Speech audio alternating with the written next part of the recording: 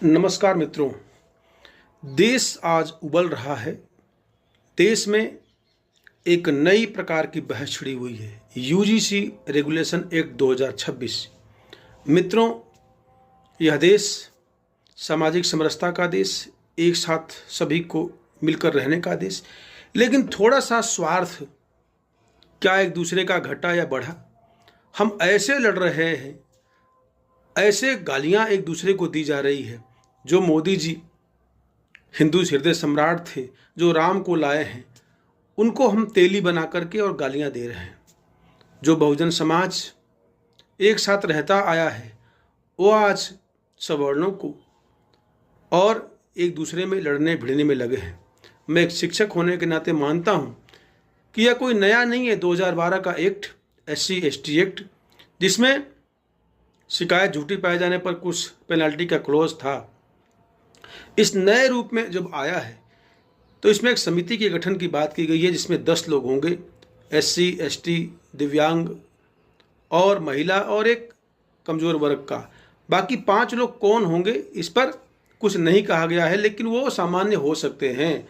और कमेटियों का अध्यक्ष तो प्राचार्य या कुलपति होगा, और देश में अधिकतर प्राचार्य या कुलपति सवर्ण जाति से ही हैं।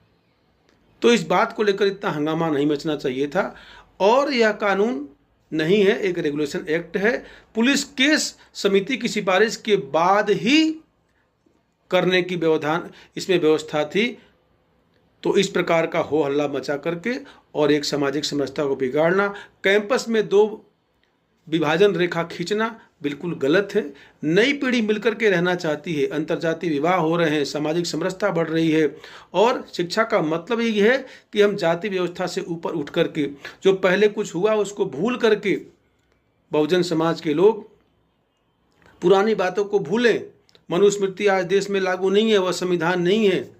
दूसरी तरफ ब्राह्मण, क्षत्रिय, वैश्य, शूद्र, जिन्होंने अधिक से अधिक उपभोग किया है, अब उन्हें भी मौका दूसरे लोगों को मिलना चाहिए। और जो पढ़ेगा वही आगे बढ़ेगा। देश में संविधान लागू है, नियम कानून के माध्यम से ही नौकरी प्राप्त होती है, और कोई दोषी बचना नहीं चाहिए और कोई निर्दोष फंसना नहीं चाहिए, यह होना ही चाहिए। और शिक्षकगण कभी नहीं चाहते कि कोई बच्चा फंसे। वह अब एक ही दृष्टि से अपने शिष्यों को देखते हैं, चाहे किसी वर्ग से आता है। ये तो हमारी सनातन परंपरा रही है।